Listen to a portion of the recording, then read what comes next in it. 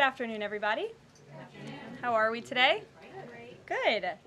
During his inaugural address, President Trump promised that America would be a manufacturing nation once again, and liberal pundits mocked him for it. But those critics were proven wrong once again.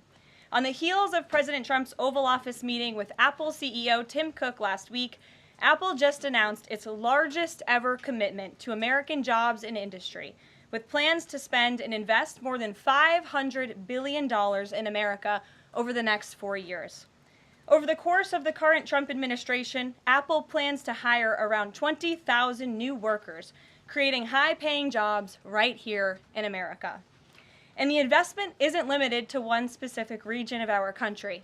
Apple teams and facilities will expand all over our country in Arizona, California, Iowa, Nevada, North Carolina, Michigan, Oregon, Texas, and Washington. With President Trump in charge, America is open for business. Apple CEO Tim Cook said it best in the company's announcement: "We are bullish on the future of American innovation." On top of this incredible Apple announcement, President Trump already announced more than $1 trillion in pledged investments into the United States. And on another important note that the American people entrusted President Trump to fulfill, this administration's efforts to seal the border continue to prove extraordinarily successful. In President Trump's first month back in office alone, illegal border crossings hit lows not seen in decades, down 94% over the past year, while interior arrests are up 134%. And this past Saturday, this is a significant statistic that I wanted to share with all of you, there were only 220 illegal border crossings on Saturday. This is a 15-year low. Think about that in comparison to the amount of illegal border crossings we saw under the previous administration. Fox recently reported that a San Diego migrant shelter is closing its doors after saying they have not received new asylum-seeking families or individuals since January 20th. We all know what happened on January 20th, don't we? And yesterday, New York City Mayor Eric Adams announced that the massive Roosevelt Hotel migrant shelter in Manhattan will shut down in the next few months. We're also seeing a reverse migration effect. There are now verified reports from the Associated Press of migrants abandoning their journey to the United States and heading back home. This is the first time the Border Patrol has received these reports since 2020, during President Trump's first term. The returning migrants claimed in interviews that the new heavy security posture adopted by the Trump administration was a significant reason for their decision to return to the countries of their origin. Overall, the American people continue to overwhelmingly give President Trump very positive remarks. Nearly every one of President Trump's policy initiatives are receiving strong majority support, and I have noted that in every briefing since Inauguration Day. 81% of Americans support deporting illegal migrant criminals from our nation's interior. 76% of Americans support the DOJ-led efforts of a full-scale investigation to find and eliminate fraud and waste in government expenditures. Again, this is from a Harvard-Harris poll, a very legitimate pollster. 76% of Americans support closing the border. 69% of Americans support President Trump's common-sense efforts to ban men from women's sports. As you all know, we celebrated that executive order at the White House a couple of weeks ago. 65% of Americans support the president's efforts to eliminate all preferences by race in the hiring and awarding of government contracts, which is another pledge that DOJ is working hard to fulfill. And 61% of Americans, vast majority, support the president's plan for reciprocal tariffs to ensure that other countries are treating us the way we have always been treated. Despite what many Democrats and media members want you to believe, the Trump agenda is not only necessary, but it is overwhelmingly popular. Why? Because it's driven by common sense. And finally, as you all saw yesterday, a federal judge denied the Associated Press's emergency motion for a temporary restraining order against myself, our Deputy Chief of Staff Taylor Budowich, and our Chief of Staff Susie Wiles for our decision to remove the Associated Press from the White House press pool for certain and special events. The judge's ruling, upholding our decision to deny the Associated Press such privileged access, reinforces the truth. And it reiterates what I said from this podium last week when that suit was filed. Asking the President of the United States questions in limited spaces, such as the Oval Office in Air Force One, is a privilege that unfortunately has only been granted to a few. It is not a legal right for all. The Trump administration has already proven to be the most transparent ever, and this president, the most accessible in history. This is evidenced by President Trump's daily press conferences in the Oval Office, where he takes many questions from the journalists who have the honor and privilege of standing before the beautiful Resolute desk. The president and this entire White House are committed to ensuring the American people continue to receive this same level of historic transparency, access, and visibility. In fact, we want to double down and give even greater access to the American people. We want more outlets and new outlets to have a chance to take part in the press pool, to cover this administration's unprecedented achievements up close, front and center. As you all know, for decades, a group of DC-based journalists, the White House Correspondents Association, has long dictated which journalists get to ask questions of the President of the United States in these most intimate spaces. Not anymore. I am proud to announce that we are going to give the power back to the people who read your papers, who watch your television shows, and who listen to your radio stations. Moving forward, the White House press pool will be determined by the White House press team. Legacy outlets who have participated in the press pool for decades will still be allowed to join, fear not, but we will also be offering the privilege to well-deserving outlets who have never been allowed to share in this awesome responsibility.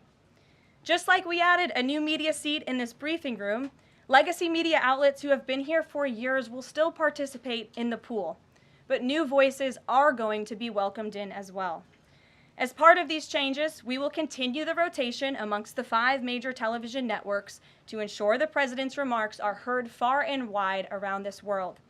We will add additional streaming services which reach different audiences than traditional cable and broadcast. This is the ever-changing landscape of the media in the United States today. We will continue to rotate a print pooler who has the great responsibility of quickly transcribing the president's remarks and disseminating them to the rest of the world.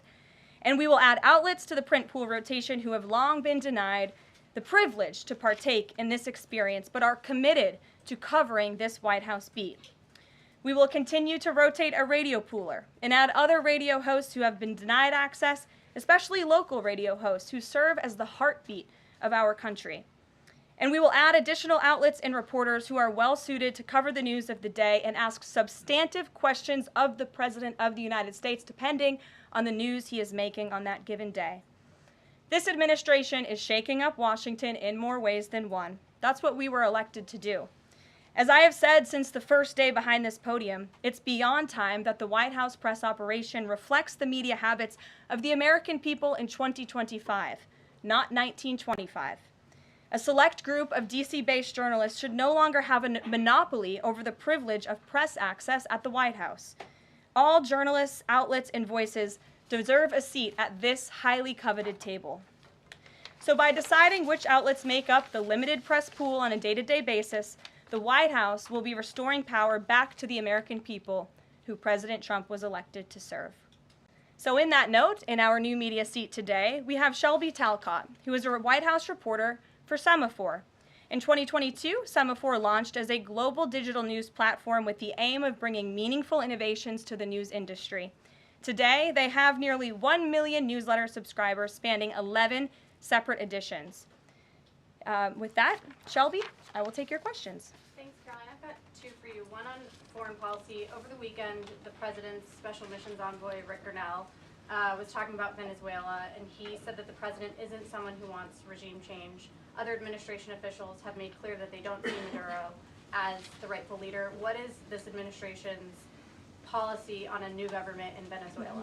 I think the president has made his position on Venezuela quite clear. He stands in opposition to the Maduro regime, and Secretary Rubio has spoken on this extensively as well. And then on Doge, last night Elon Musk said that a failure to respond a second time will result in termination.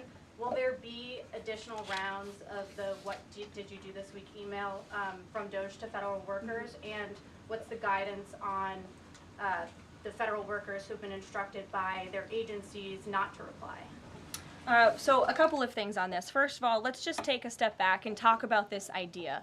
The president sent out a truth last weekend to Elon Musk saying he loves everything Elon is doing and he wants him to be even more aggressive because DOJ thus far has proven incredibly successful in making our government more efficient. And so Elon and DOJ came up with this idea. Elon has implemented this at his private companies. It has proven successful.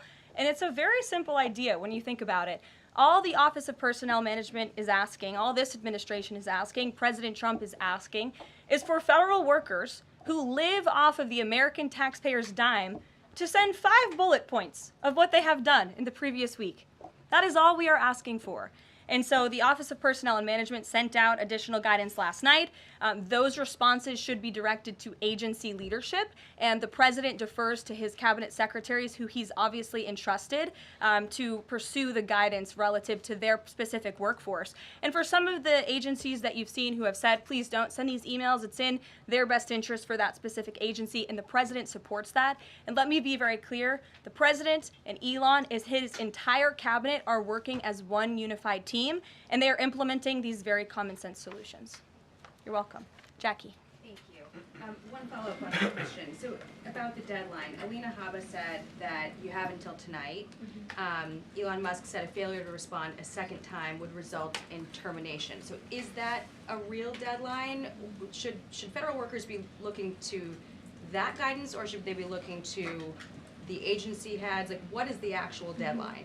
So again, the agency heads will determine the best practices for their employees at their specific agencies. Again, this was an idea that Elon come up with. DOJ worked with OPM to actually implement the idea, and the secretaries are responsible for their specific workforce. And this is true of the hirings and the firings that have taken place. And we advise federal workers, unless your agency has dictated you not to respond to this email. In fact, I can announce that we've had more than 1 million workers who have chosen to participate in this very simple task of, again, sending 5 bullet points to your direct supervisor or manager, CCing OPM. I actually participated in myself. It took me about a minute and a half to think of 5 things I did last week. I do 5 things in about 10 minutes, and all federal workers should be working at the same pace that President Trump is working and moving. We have a country to save, and we want this federal government to be responsive to the needs of the American people who re-elected this president to have historic, massive reform, and that's what the intention of this idea is. Can you clarify one thing, though? Because Elon Musk also said that a reason that they wanted this 5 things email was just to see if people are actually alive.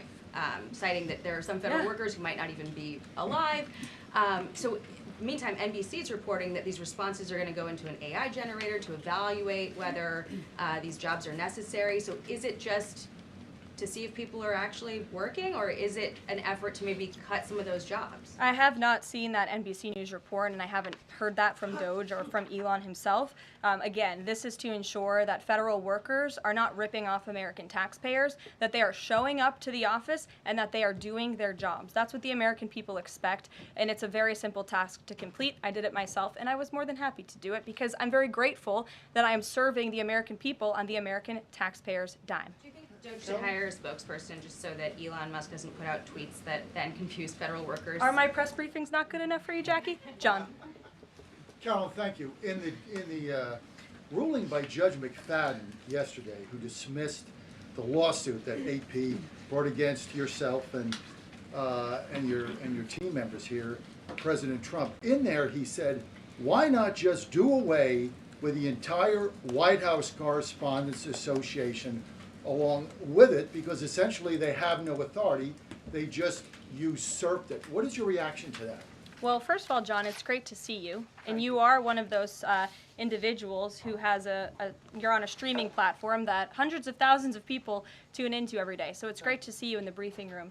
I did address that actually in my opening remarks by announcing that the White House press team in this administration will determine who gets to enjoy the very privileged and limited access in spaces such as Air Force One and the Oval Office. There are, as you know, look at this room, hundreds of journalists who show up to this building every single day and are not granted that luxury of flying on Air Force One and asking the President of the United States questions. And so we want to ensure, again, everyone has a seat at that highly coveted table. But alas, the legacy media outlets who have been doing this for quite some time and have invested resources into covering the White House, their spots will remain, just like they have in this briefing room as well. Sure. Steve. Could you give us an update on the negotiations around the Ukraine minerals deal, and when is President Zelensky going to come visit? So the president talked at length about this yesterday, the critical minerals deal with President Macron, and in the more than hour-long press conference he gave all of you in the Oval Office himself. There hasn't been significant updates since the president's remarks last night, but I will just reiterate his position. It's critical that this deal is signed. He expects President Zelensky to sign a deal. This is to recoup American tax dollars that have been funding Ukraine's national defense. And it's also great for the Ukrainian people who have been put through hell because of this war. And it will create a lasting economic partnership as Ukraine will need to rebuild their country because of this brutal war. And just to follow, is Steve Witkoff delayed his trip to the Middle East so he can concentrate on this minerals deal? I don't want to comment on Mr. Witkoff's travel plans or read anything out just for obvious reasons, but he, remains very much working. That man is working around the clock to secure this deal with Russia and Ukraine alongside Secretary Rubio and Secretary Bessent, General Keith Kellogg. He's also working very hard to secure a peace deal in the Middle East as well. So God bless him, and he's working alongside the president every single day. Sure. Thanks, Caroline. The president's executive order creating DOGE called for the naming of a DOGE administrator.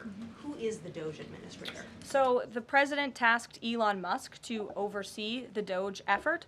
There are career officials and there are political appointees who are helping run DOGE on a day-to-day basis. There are also individuals who have onboarded as political appointees at every agency across the board to work alongside President Trump's cabinet to find and identify waste, fraud, and abuse, and they are working on that effort every day. So is Elon Reagan. Musk the administrator? Reagan.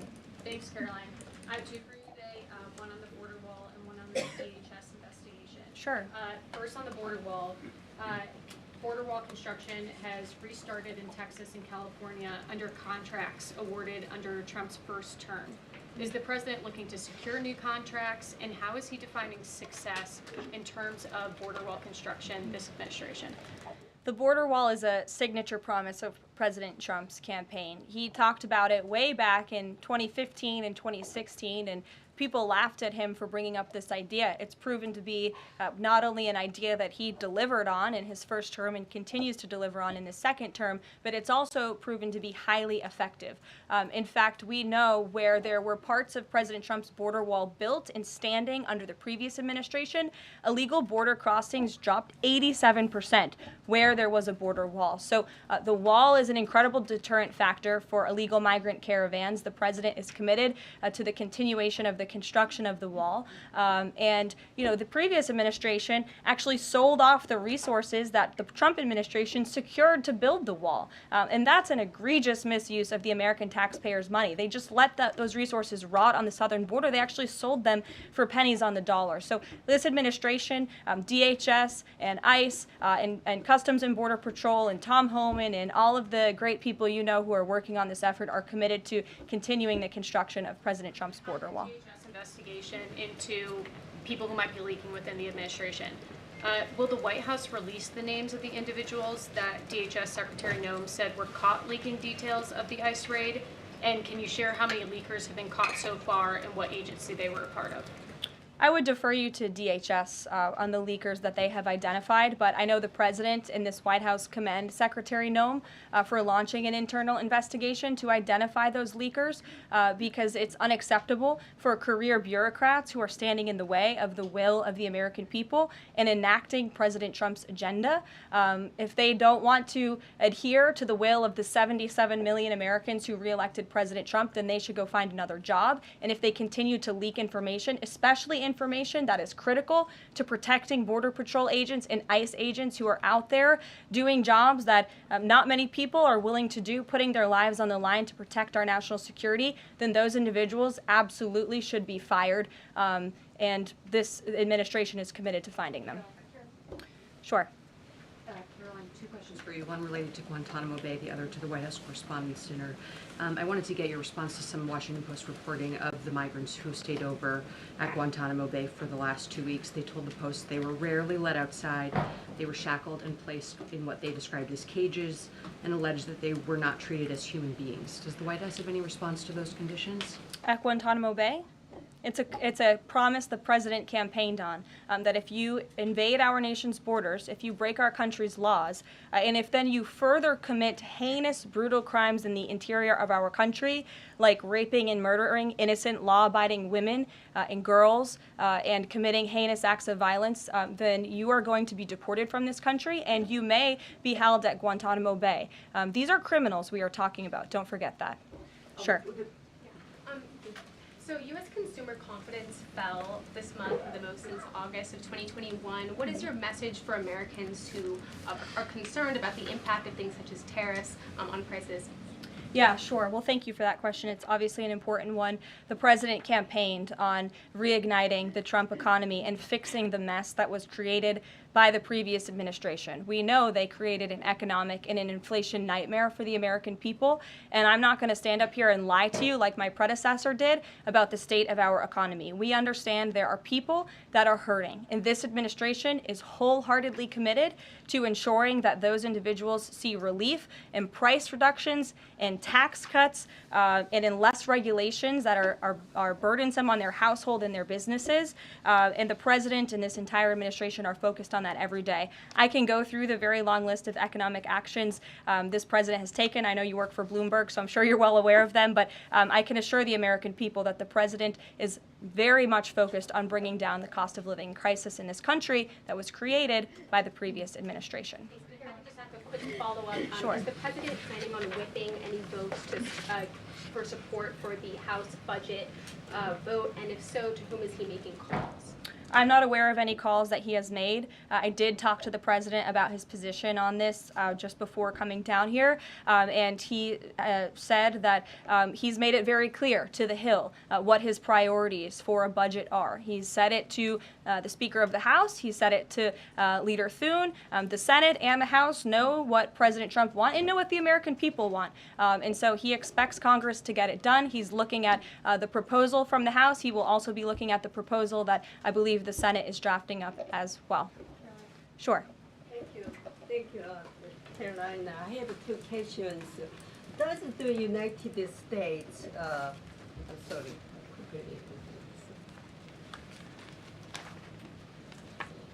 Well, why don't you identify your question and I'll come back to you. Sure, go ahead. So, what guarantee that Israel will withdraw from Lebanon soil after 2 weeks, as the ceasefire terms indicates? I'm not sure about the guarantee that you're referring to. I can tell you that this administration remains very much engaged. We know the deadline for the Phase 1 ceasefire is imminent. So Steve Witkoff, whom I mentioned earlier, and the president's administration and his team and the president himself remain very much engaged. We want to see the ceasefire continue, and the president has made it very clear he wants to see all of the hostages who have been held in captivity in Gaza returned home. Jeff. Caroline, I was wondering if is Elon Musk going to attend the president's first cabinet meeting tomorrow? He is, as a matter of fact. I spoke to the president about that before coming down here as well. And Elon, considering he is working alongside the president and our cabinet secretaries, this entire administration will be in attendance tomorrow just to talk about DOJ's efforts and how all of the cabinet secretaries are identifying waste, fraud, and abuse at their respective agencies. We look forward to the meeting tomorrow, and I think you'll be hearing from the president and his cabinet where they're on campus tomorrow. I hope you guys are excited. Since some of those cabinet members were caught off guard by the email Nobody from was caught Saturday, off guard. A few departments said they were caught off guard. The FBI was, the DOJ was. Did anonymous sources say that, or did the cabinet secretary say that? The cabinet secretaries and others have said that they were not aware that this was happening. So I'm wondering, will there be a give and take tomorrow at the cabinet meeting? Is Elon Musk or the president open to any type of dialogue about who is actually in charge of the chain of command of these workers? I would reject the premise of your question, Jeff. The cabinet secretaries have not said that. I know anonymous sources, probably career bureaucrats, have leaked that to many of you in this room. But as I said at the beginning of this press conference, everybody is working as one team, and the president respects the decisions of his cabinet secretaries to tell his staff, their staff, not to respond to that email because they did so out of interests of national security, and they don't want to obviously risk confidential information. It's pretty common sense. Dasha. Musk has obviously been doing a lot of work. He's been working every day, and a lot of the time weekends.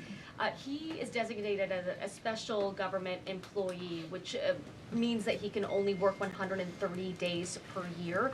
Is the White House expecting him to limit his work to 130 days, or are you going to work around those rules? Do you want to see him extend beyond the 130 So days? today is February 25th, so I think we've been here about 35 days roughly. So ask me in another 100 days. Daniel. Karoline, thank you. You opened up with a major announcement from Apple, $500 billion, 20,000 jobs, doubling its advanced manufacturing fund. Yeah. What does that signal that such a global brand would make what it called its largest ever spend commitment just a month into President Trump's second term? What does that signal about his economic vision for the country?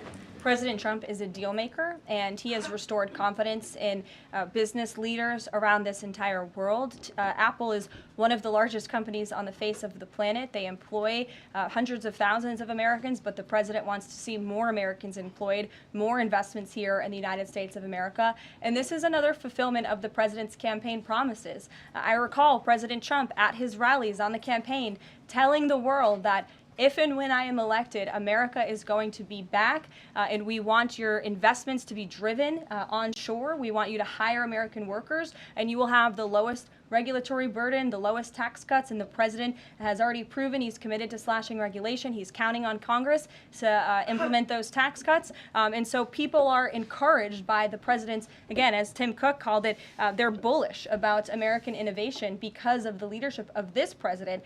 And it's a stark contrast to the leadership of the previous administration, Joe Biden, who I don't think spent any time trying to recruit any investments or jobs here at home. Mary.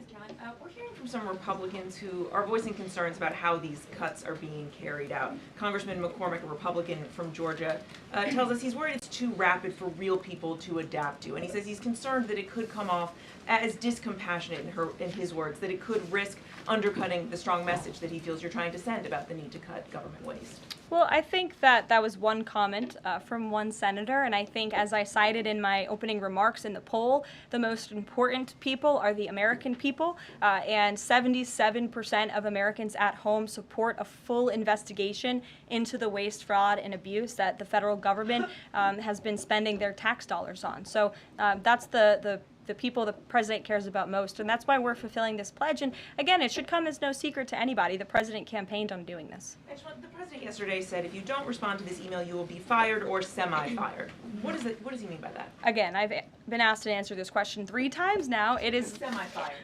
But it's in the memo. The president again has entrusted his cabinet secretaries to oversee their workforce. That's why he nominated them to be cabinet secretaries, and so federal workers can be directed to their agency leadership. Sure. Great, thanks, Caroline. I wanted to ask about a federal judge yesterday was saying that they didn't know who the DOJ administrator was and was asking the lawyer for the administration who it was, and the lawyer responded, I don't know the answer to that. Can you tell us who the administrator of DOJ is? Again, I've been asked and answered this question. Elon Musk is overseeing DOJ. There are No, Elon Musk is a special government employee, which I've also been asked and have answered that question as well. There are career officials at DOJ. There are political appointees at DOJ. I'm not going to reveal the name of that individual from this podium. I'm happy to follow up and provide that to you. But we've been incredibly transparent about the way that DOJ is working. John. The Republican budget. Thanks a lot, Caroline. Since your last briefing, there have been some personnel moves that have been announced by the president, and I wanted to ask you about them. One was the president replacing the chairman of the Joint Chiefs of Staff, General C.Q. Brown Jr. What was the reason for the president naming a replacement for General Brown? And then I'll follow up with another personnel announcement that's been made over the last few days. He thinks he's doing a bad job. and it's time for a shakeup at the Pentagon. They failed 7 audits in a row. The trust in our United States military amongst the war fighters is low. The president is shaking up the Pentagon and the Department of Defense, of course, with Secretary Hegseth leading, and he has the right to do that. It's actually quite common from administration to administration to do such a thing. The president, when he swore him in as the Chief of Staff for the Air Force, called him a great man and a great gentleman. Does he distance himself from the remarks that he made back in August of 2020? I think replacing him speaks for itself. James. James. One other one, if I'm sorry, thank you. On the FBI, the president also announced a new deputy director of the FBI, Dan Bongino. From what has been reported, and maybe this is not accurate reporting, you can tell me, the FBI director, Kash Patel, informed Republican senators that it would be an individual named as the deputy who was a special agent currently at the FBI, and of course Mr. Bongino is not. What was the reason for naming Mr. Bongino to this position, and was Mr. Patel not correct in making that assurance to those senators? I'm not sure if anybody in this room has listened to Mr. Bongino when he talks about the past corruption at the FBI, when he talks about his experience serving for the United States Secret Service. This is a man who loves his country and who has honorably served our country in ways that many people have not. He understands the depth of the corruption at these institutions, which the American people re-elected President Trump to shake up. And I think it's quite despicable to see many networks in this room who have had chyrons on their television screens labeling Mr. Bongino as a far-right podcaster. He is not. He is a former law enforcement agent. He is a former Secret Service agent who put his life on the line to protect this country, and that is why the President of the United States has entrusted him for this important role. He's also an outsider to this Washington swamp, and we often see that when outsiders are appointed to such coveted positions, a lot of people in this city get very, very nervous, and they should be, because Dan Bongino and Kash Patel and Attorney General Bondi are focused on rooting out the corruption at these agencies and ending the weaponization of government once and for all. I'd like to end with something. As you all know, James, as you were just about to do. You know what, James? I'm feeling generous. Go ahead. I will take it. Thank you, Karoline. Sure. I wanted to ask Don't make about, me regret this. I wanted to ask about the Macron visit and the Russia-Ukraine talks in general. Sure. It's pretty clear to my eye that President Macron was performing a kind of delicate dance, lavishing praise on the president while seeking in his own remarks to try to bind President Trump to positions and even specific language that the president has not committed to heretofore. One of the most bracing comments from President Macron was when he said that the deal that President Trump is negotiating with the Russians must not be, quote, a surrender for Ukraine. All of the public points that we have heard from President Trump, from Secretary Hegseth, and from other administration officials talking about these negotiations have averred to, quite openly, to concessions from the Ukrainians that will have to be made. The minerals deal, the abandonment of their NATO ambitions, and other elements. So far, we have not heard any administration official suggest a single concession that the Russians should be prepared to make. And so I wonder if you could assure us, at a minimum, that this negotiation process will not be as one-sided as the Europeans seem to think it is, that in fact, President Putin will also be made to engage in some concessions to reach this deal. Well, I think the president knows how to make a deal better than anyone who has ever assumed the office of the American presidency. And in order to make a deal, you have to bring both sides to the table. And typically when you make a good deal, both sides leave that table a little bit unhappy. I'm not going to outline the concessions that the president and his team are engaged in discussing. These are obviously ongoing negotiations, and it would be unwise of me to impede them from this podium. But the president has made significant improvements in ending this conflict. He is committed to seeing an end to the war. He wants to see the bloodshed and the killing stopped. He wants to stop seeing young men being killed and slaughtered. This has been going on for far too long. The president inherited this mess because of the incompetence of the previous administration, and he's committed to fixing it. And he's made, some of those concessions clear, but I'm not going to get ahead of him on additional ones. But he is wholeheartedly committed to striking a peace deal in Russia and Ukraine, also in the Middle East. Thank you very much, guys. Good to see you. We'll see you later.